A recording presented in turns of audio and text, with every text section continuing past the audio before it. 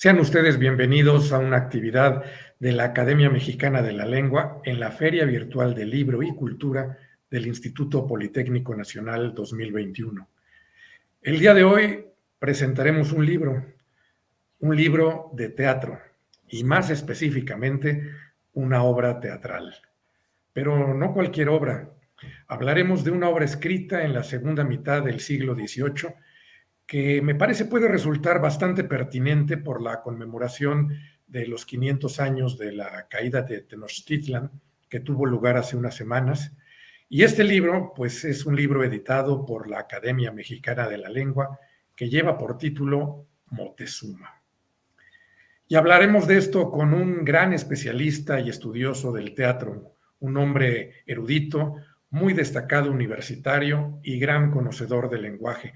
De hecho, es miembro de número de la Academia Mexicana de la Lengua, el doctor Germán Viveros. Doctor, muchísimas gracias, bienvenido y gracias por permitirme charlar con usted. Con mucho gusto, muy buenos días a todos. Encantado de estar con ustedes y muy agradecido. El doctor Germán Viveros realizó estudios de filología clásica en la UNAM, donde también cursó la maestría y el doctorado. Es un gran especialista en griego, en latín, en literatura griega, literatura latina, gramática histórica española. Además, es docente de la Facultad de Filosofía y Letras de la UNAM.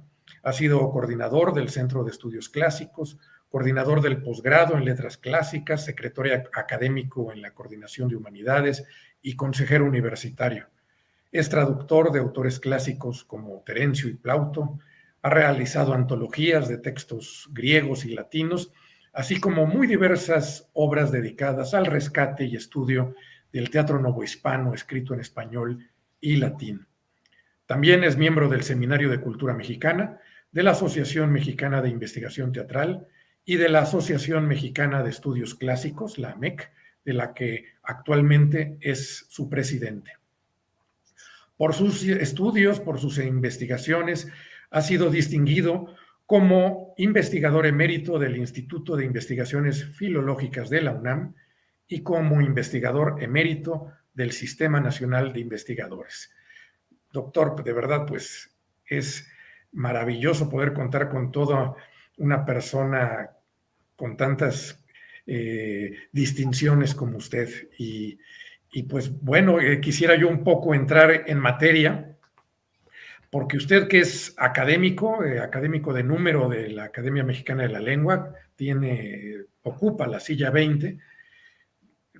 Quizá no todo el mundo sepa que la academia, además de dedicarse al análisis, al estudio y la difusión de la lengua en español, en todos sus ámbitos, obviamente con particular atención a los modos y características de su expresión oral y escrita en México y a sus relaciones e intercambios lingüísticos con las lenguas originarias de México, también publica libros. De hecho, tiene diversas colecciones, tiene 6 colecciones, y en una de ellas, la colección Horizontes, se acaba de editar la pieza teatral Moctezuma de Bernardo María de Calzada, con edición y prólogo del doctor Germán Viveros. Y doctor, pues quisiera yo, ante todo, preguntarle cuándo fue escrita esta obra y cómo fue el encuentro que tuvo usted con este texto.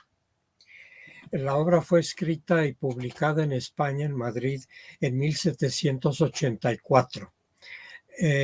Yo llegué a este texto, o me encontré con este texto, a raíz de búsquedas documentales en archivos históricos de México y de Italia, y ahí me encontré con un texto, con un ejemplar de esta edición, y me pareció interesante ocuparme de ella, puesto que en nuestro país no había sido editada, y en realidad en España tampoco recientemente. Por eso me interesa en publicarla ahora y además aprovechando esta efemérides, digamos, del encuentro de dos mundos, como decía un colega.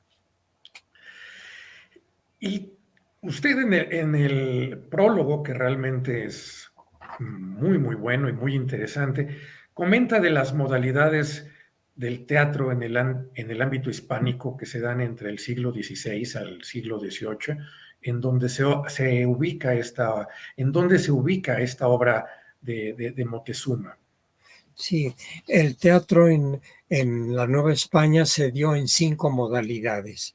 El teatro evangelizador, el teatro de colegio y convento, el teatro de calle, el teatro de coliseo y la llamada máquina de muñecos. Fueron las 5 modalidades con las que se dio el teatro en la Nueva España. En el mundo hispánico se dieron estas modalidades, excepto la del teatro evangelizador, que fue característica de la Nueva España. Y el caso de esta obra de Moctezuma es ubicable dentro de lo que yo llamo teatro de coliseo, es decir, la tercera manifestación cronológicamente hablando que se dio en la Nueva España. Yo ahí lo ubico como teatro de coliseo, en lo que yo llamo teatro de coliseo. ¿Y cuáles serían estas características del teatro de Coliseo? Básicamente el que se daba en el edificio construido expresamente como teatro. Y a ese edificio le llamaron Coliseo. Hay un ejemplo muy revelador de cómo era este teatro en la ciudad capital de nuestro estado de Puebla. Allí se conserva el primer coliseo que existió en América. Ahí está en Puebla. Y ahí se representaban obras de autores, sobre todo españoles, pero también de autores franceses, pero claro, en versión en castellano. Y era un teatro dirigido a la población española peninsular o a la población criolla. Los indígenas, los mestizos no tenían permitido el acceso a los coliseos de la Nueva España. Ese era el caso del llamado teatro de coliseo. ¿Las mujeres, doctor, podían acceder a estas funciones? Sí, pero físicamente ubicadas en un sector aparte dentro del coliseo llamado cazuela. La cazuela era el espacio teatral destinado exclusivamente a mujeres, en general o la mayoría de las veces en la parte superior del coliseo, de los coliseos. Ahí estaban las mujeres y repito, tenían que ser españolas peninsulares o criollas, nada más. Y dentro de la función los espectadores podían comer, beber, estaba abierto a otras actividades. Sí, sí, sí, sí. Incluso esa actividad, esas acciones se daban de una manera un tanto viciada, en extremo, al punto que los jueces de teatro que estaban siempre allí tenían que intervenir para decir, cálmense, apláquense, dejen de comer, porque además solían aventar hacia el escenario durante la escenificación restos de lo que estaban comiendo. Es decir, era realmente un público muy escasamente educado desde un punto de vista cívico. Sí, Entonces, sí, de ahí nacen los jitomatazos sí, sí, a sí. los No, actores. no era extraño, no era extraño esto, sobre todo el aventar, digamos, sobrantes de lo que se estaban comiendo y no les importaba que fuera, líquido o sólido, de todo, de todo. Además, y esto era muy peligroso, solían fumar en el interior durante el espectáculo y a veces aventaban las colillas encendidas hacia el telón que estaba recogido en los extremos, lo cual era sumamente peligroso y había que estar muy atento para cuando se daba esta situación. Repito, el público no tenía educación cívica realmente, en general no tenía. Esos sí eran actores, doctor. Sí. Vaya, vaya. Oye, ¿qué nos puede decir del autor? Porque no es un autor que se conozca mucho. ¿Usted No, qué no, no, no. información tiene de él? ¿Hay otras obras de él? ¿Escribió Sí, sí, sí, sí. más? Es un personaje más bien conocido en el ámbito de la milicia española. Él tenía el cargo de coronel, si no me equivoco, de caballería y se desempeñaba como militar de manera esencial, pero evidentemente tenía intereses teatrales y hacía sobre todo traducciones de teatro francés, unas pocas del inglés, al español. Incluso Fernández de Moratín dice que este hombre, Bernardo María de Calzada, era un traductor irredento, algo así, dice de él. Más que nada era un traductor de teatro, o mejor dicho, un militar metido a traductor de teatro.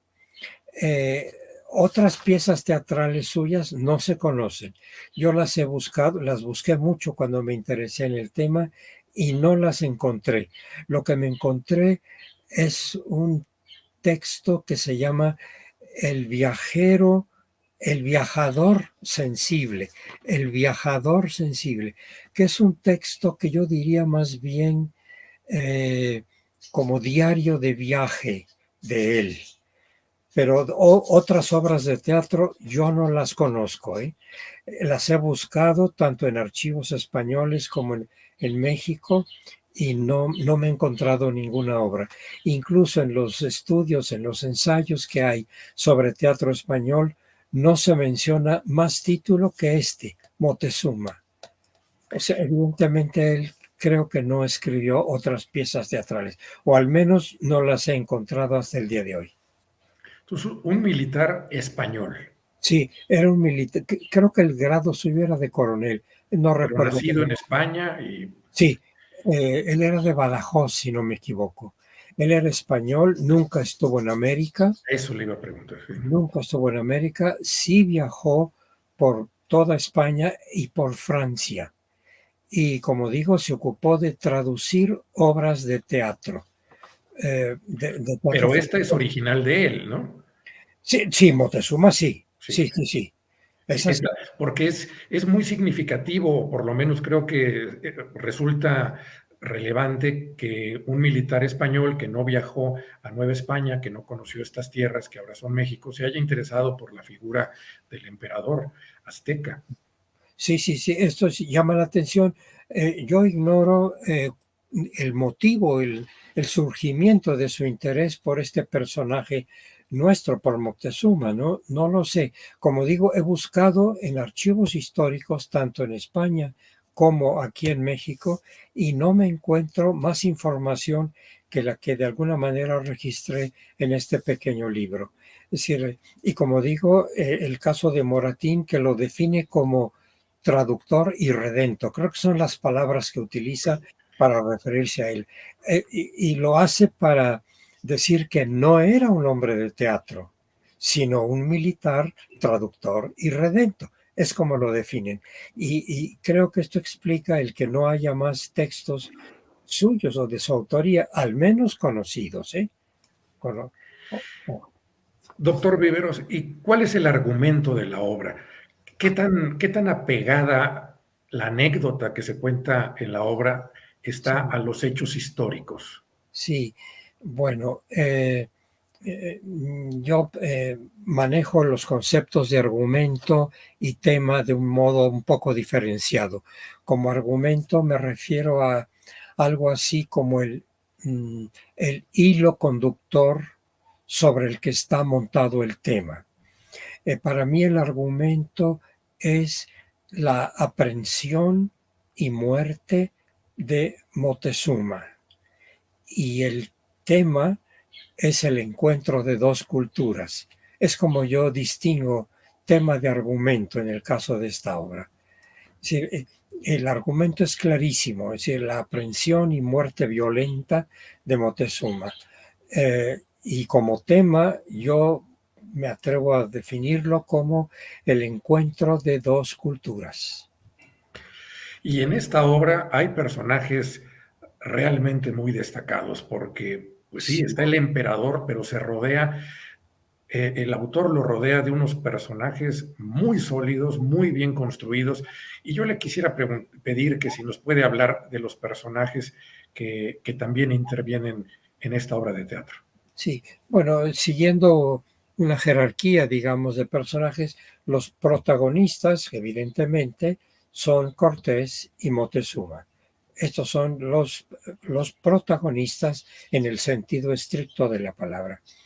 Eh, Inmediatamente abajo de ellos, pero con una jerarquía casi equiparable a la de Moctezuma, está Tabalca, esta mujer indígena enamorada de Moctezuma que manifiesta su sentimiento amoroso de una manera sincera, desinteresada, incondicional. Es decir, es realmente un personaje casi del nivel de Moctezuma. Sin embargo, yo la considero como personaje secundario, pero a punto de ir a primer nivel. Eh, Otros personajes, pues esos sí son secundarios, son los, según mi jerarquía, ¿no? Son los capitanes. Aguilar es uno y el otro no recuerdo. Alvarado, que supongo que Bueno, es Pedro de Alvarado, sí, eh, esto, al que le acaban de quitar al nombre de la calle, ¿no?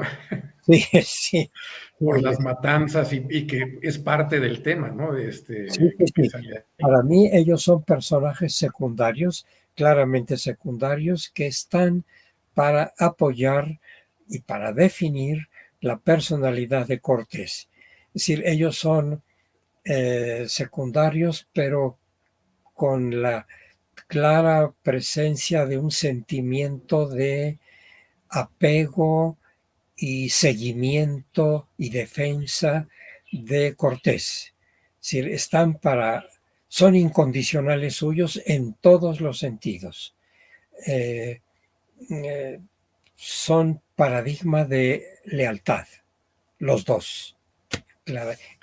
Sin embargo, su jerarquía escénica me atrevo a definirla como de personajes secundarios, porque no están tan definidos como Cortés y Moctezuma, ni como Tabalca.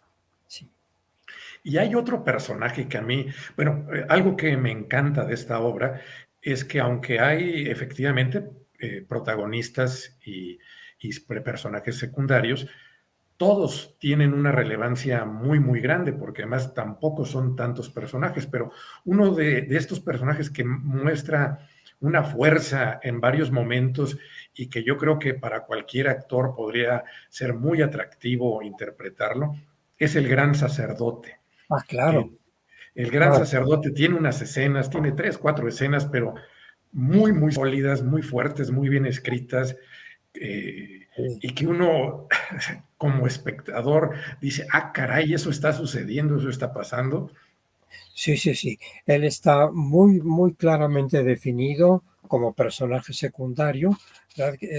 Como usted bien dice, de un carácter muy fuerte, un hombre severo, de convicciones, que eh, incluso se atreve a contradecir a Moctezuma en varias ocasiones y en varios sentidos. Incluso es el que le ocasiona la muerte, ¿no? Sí, es un personaje muy sólido, muy de temperamento, de carácter muy severo, muy, muy consciente de sus actitudes y muy convencido de su ministerio y de su cultura. Sí, sí, sí, sí. Y además, podría mencionar altivez que en un momento dado tiene, porque llegar ante Cortés y decirle, mira, sabes, ya todo el pueblo y toda la ciudad está lista para alzarse, entonces te doy chance que aunque nos tienes ahorita bajo tu yugo, te vayas con todos los tuyos y salgas por las buenas. Te damos esa oportunidad. Bueno, esa escena es realmente muy, muy fuerte, creo que muy teatral. A mí algo de lo que me gustó la obra es que siempre está uno como espectador, diría, en el filo de la butaca, esperando a ver qué pasa. Sí, sí, sí, sí. Realmente la obra tiene un atractivo escénico muy claro, muy evidente, eh, fácilmente aprovechable, digamos, en manos de un director de teatro, ¿no?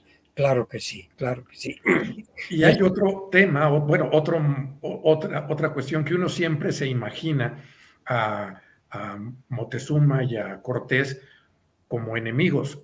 y aquí la obra nos muestra otra cara. Sí, sí, sí, sí, sí, sí.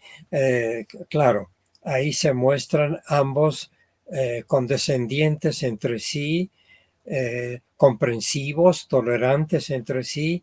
Es decir, una situación muy, muy diferente de la que suele darse hoy en día respecto de estos personajes. Inclusive, Moctezuma se muestra pues que ya dejó su religión autóctona y se muestra propicio, favorable a la religión católica, y se muestra condescendiente con Cortés, y Cortés corresponde a esa condescendencia con la suya propia. En fin, son conductas bien diferentes de las que históricamente, creo, tenemos acerca de ellos. Sí.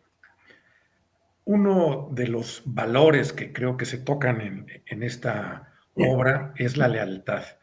Y Sí. pareciera paradójico, pero hay una gran lealtad entre Moctezuma y Cortés con Moctezuma.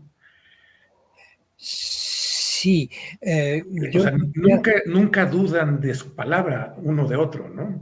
no, no, no, se muestran más que nada, diría yo, condescendientes, condescendientes entre sí, en todos los sentidos, desde el punto de vista, digamos, religioso, moral, de autoridades. Sí, sí, sí. Son, para mí, claramente hay condescendencia evidente, mutua, entre ambos. Sí, sí. Se toleran muy bien, casi son simpatizadores entre sí. Sí. Y que también es un elemento, creo, muy aprovechable para la escena. El autor Bernardo María de Calzada, pues, que escribe y que vive entre el siglo XVII y principios del XVIII, utiliza el verso para construir su obra, para crear esta pieza. ¿Qué tipo de verso es? ¿Cómo está construido? Ah, qué bueno que ¿Por mencionas. qué? Y otra pregunta, ¿por qué en estos siglos, usted que es un gran conocedor, prácticamente los autores teatrales no escriben en prosa? Casi no hay teatro en prosa. Sí, bueno, en cuanto a la primera parte de su pregunta, la obra está construida cabalmente, 100%, en versos endecasílabos. Yo me atrevo a decir que la obra en su conjunto es un paradigma del metro llamado endecasílabo. Por donde quiera que uno abra el libro y haga la escansión de cualquier verso, se va a encontrar con endecasílabos. No hay falla alguna. Yo hice la escansión verso por verso para comprender la métrica suya y es claramente endecasílabo, con el acento infaltable en la décima sílaba, pero bien combinado con la acentuación en la primera, en la segunda, en la tercera, en la cuarta y en la sexta. Es decir, es un paradigma de veras para estudiar el metro endecasílabo. Realmente es magnífico. Es un modelo de versificación en endecasílabos. ¿Cuál era la otra parte de su ¿Por cuestionamiento? qué casi no se escribe en prosa? Sí, bueno, es que en la época se ve el lenguaje teatral como un medio para crear arte, es decir, crear arte a partir del lenguaje y para diferenciarlo del lenguaje coloquial cotidiano. El lenguaje coloquial cotidiano no es arte, es un medio de comunicación. En cambio, el lenguaje teatral de esta época es un lenguaje que aspira a ser obra de arte, pero obra de arte expresiva, obra de arte a partir de la lengua. No sé si me explico. Muy, muy bien, muy, muy bien. Aquí la cuestión es que creo que surge una confusión en mucha gente de que a veces se piensa popularmente que en los siglos XVI, XVII, XVIII la gente de la calle hablaba en verso. Y No, pues no, no era así, no, obviamente, ¿no? no, no, claro que no. Cuando uno habla de la construcción tan exquisita que, por ejemplo, tiene esta obra, pues es evidente que esto lo hacía alguien ya con cierta cultura. Claro, claro, claro. No, la diferencia para mí, una cosa es el lenguaje familiar, cotidiano, que es espontáneo, es natural.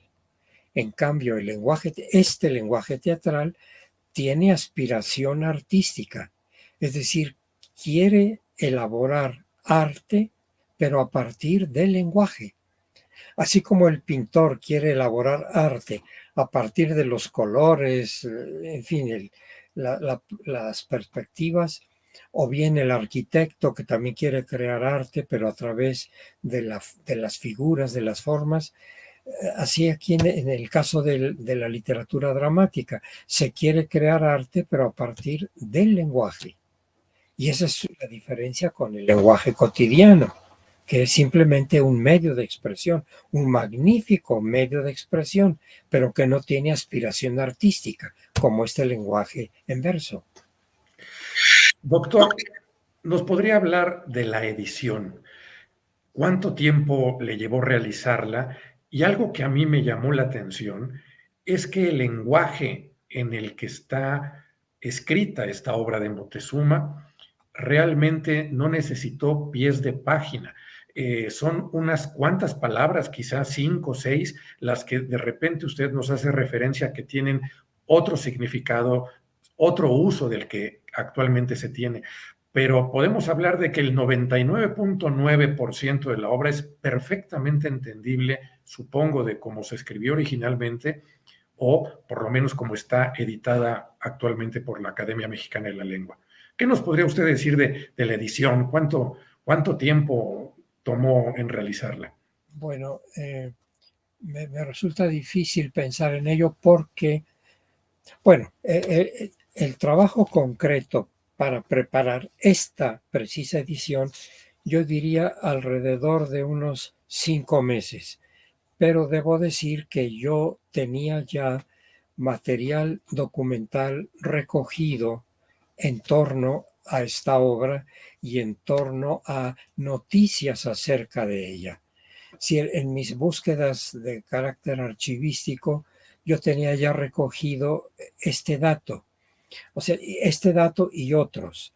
Y en un momento dado, cuando me decidí a preparar esta edición, pues aproveché esos materiales documentales que yo tenía o que yo tengo y me senté a preparar la edición.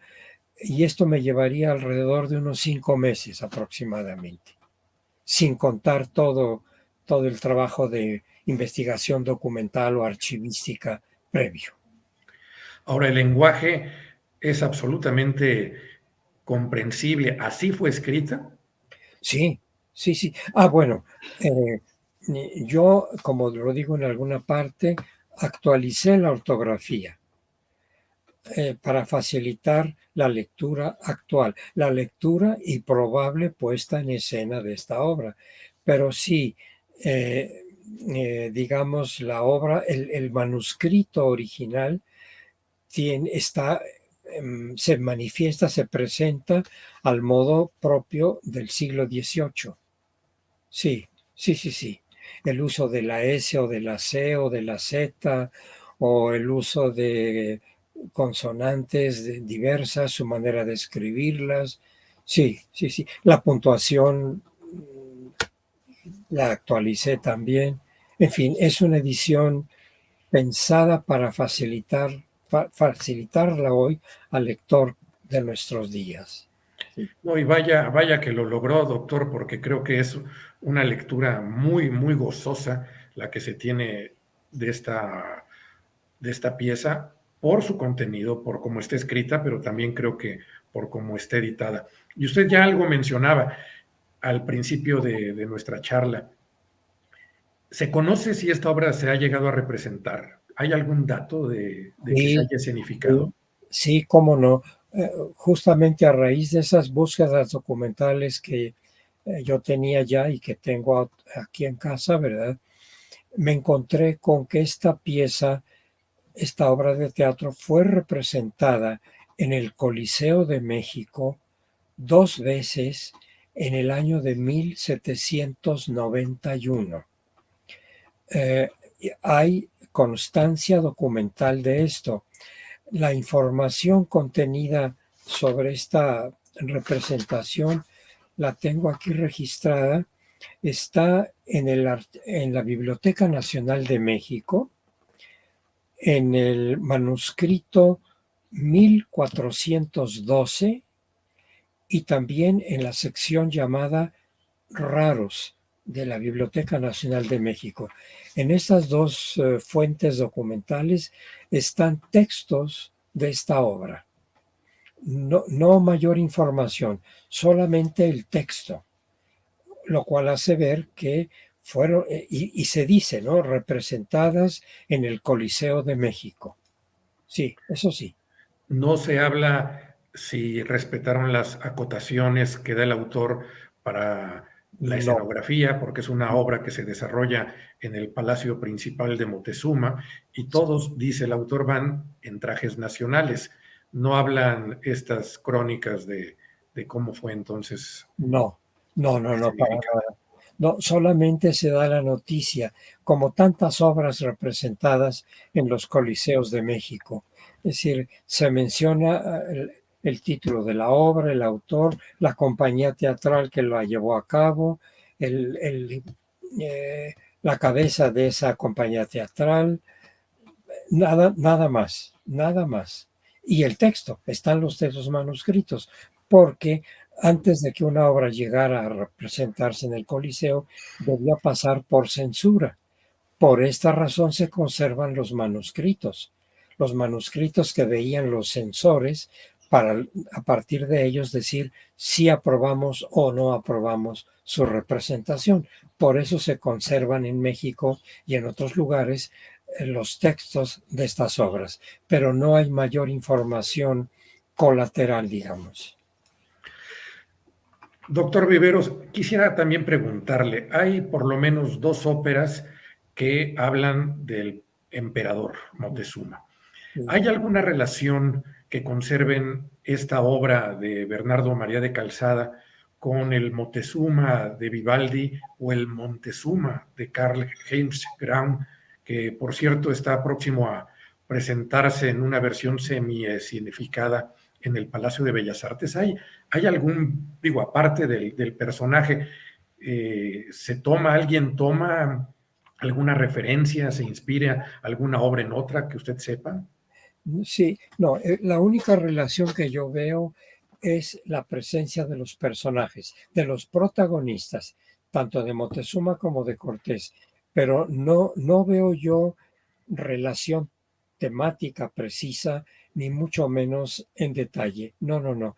Son óperas, son óperas estas dos. Claro que tienen, como toda ópera, tienen elementos dramatizables, desde luego, pero no aprovecharon para nada la temática de esta pieza. Aparecen los protagonistas, pero nada más, ¿no? Sobre esta posible relación, digamos así, hay un artículo, no recuerdo en este momento, lo debo tener guardado por aquí, hay un artículo de una investigadora, no sé si mexicana o española, que se ocupó de estudiar estas óperas y menciona su, digamos, relación, aunque no usa la palabra relación, menciona la conexión, digamos, con el texto de Calzada, pero lo cual hace ver que solamente lo que tienen en común es la presencia de los personajes, pero que nada tienen que ver con los de Calzada. Nada. Doctor, Además, son óperas por una parte y por la otra son obras de teatro, ¿no? Pero hay un artículo de esta investigadora, repito, tendría que hurgar aquí entre papeles que tengo en casa para darle el dato preciso, pero hay una investigadora, repito, no sé si española o mexicana, que se ocupó de esto. Y se ve claramente que no aprovechó el texto de Calzada, simplemente se sirvió de los nombres de Cortés y de Moctezuma, pero nada más. Si a alguno de los espectadores de esta presentación le interesa luego tener el dato, nos comprometemos a hacérselo llegar, ¿verdad? Claro, claro. Tengo por ahí el dato de la, no de la autora, e inclusive creo que tengo el texto. Bueno, el texto, digamos, electrónico, ¿no? Claro, sí, exacto. De esta persona, de esta estudiosa. Sí lo tengo, ¿eh? Sí lo tengo. Doctor Germán Viveros, usted pertenece a la Comisión de Consultas de la Academia Mexicana de la Lengua, que se Sí, dedica, como su nombre lo dice, a responder dudas que el público en general tiene sobre el uso del español, sobre todo el uso de nuestra lengua en México.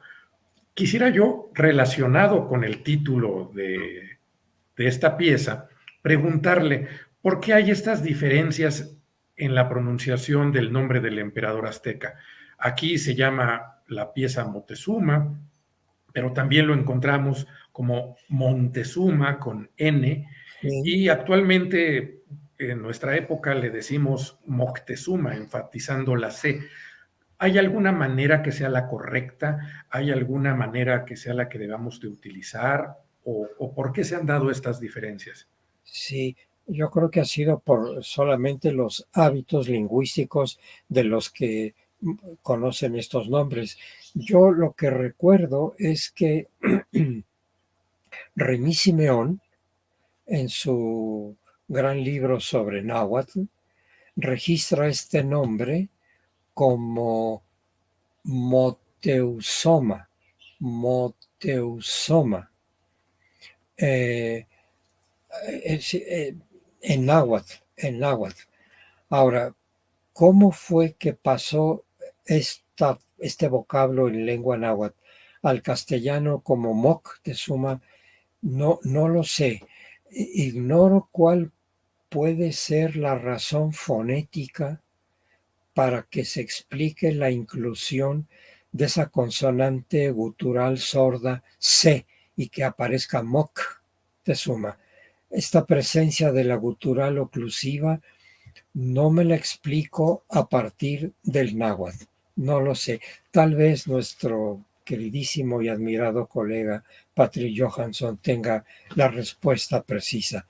Yo no la tengo realmente. La explicación fonética no la veo, no la tengo, vamos. Muchas gracias, doctor. Y pues, ¿cuál es su opinión sobre la edición que ha hecho la Academia Mexicana de la Lengua de esta pieza? Porque, pues, usted también es un hombre de libros, no solo de letras, sino de libros. ¿Y cuál fue su opinión de esta, ya del texto físico, del Bueno, objeto físico? no, realmente es como para felicitar a los editores de la academia, verdaderamente, porque resultó una edición muy digna, muy cuidadosa, muy asequible. Creo que el trabajo editorial, técnico, ha sido admirable, magnífico. Es un trabajo digno de felicitación a los que intervinieron en esta edición. Verdaderamente es magnífica. La edición es magnífica. Pues yo coincido plenamente con usted. Es un objeto, un libro muy, muy bello, muy bien hecho, muy, muy Sí, cuidado. sí, Pertenece a la colección Horizontes de la Academia Mexicana de la Lengua, que también ha publicado otros títulos. Ahorita usted mencionaba a su colega don Patrick Johansson, pues está el español y el náhuatl, sí, también una edición muy, muy buena. O también de magnífico. Miguel Capistrán, hace unos meses se editó este libro que se llama Contemporáneos y otras lecturas. Y otro que yo creo que resulta también fundamental, Lenguas originarias y pueblos indígenas de México, de don Leopoldo Baliñas. Aquí está dando un poco el charolazo, pero aquí lo tienen. Y todos estos libros, y sobre todo del que hemos hablado, este libro de Moctezuma, Tragedia en 3 jornadas, de Bernardo María de Calzada, con edición y prólogo de don Germán Viveros, está a la venta ya, lo pueden encontrar en el sótano, en las librerías El Péndulo y también por Amazon. Ustedes por internet lo pueden buscar en Amazon y les llega a su casa, a su domicilio.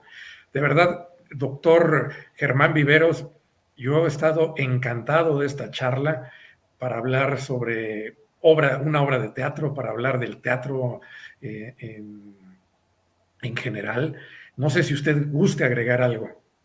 No, no, no, solamente agradecerle a usted y a todo el equipo editorial de la Academia su eh, accesibilidad para conversar, para charlar sobre temas de interés común. Yo no tengo más que decir que agradezco enormemente esta posibilidad de conversar con usted y de felicitar a los realizadores de esta edición. Es todo lo que tengo que decir, don Antonio. Pues felicitamos realmente a la Academia Mexicana de la Lengua por esta serie de libros que ha estado Sí. editando, a sus autores, agradecerle, don Germán, esta charla que creo que para la gente de teatro puede ser sumamente atractiva y dar a conocer un texto pues que es prácticamente desconocido, a pesar de que se ha escrito desde mediados del siglo XVII. Y pues agradecerle también a la Feria Virtual del Libro y Cultura del Instituto Politécnico Nacional 2021 por su hospitalidad y por permitirnos charlar con ustedes. Muchísimas gracias A usted, a y hasta ustedes, muy pronto. a todos. Hasta pronto, sí.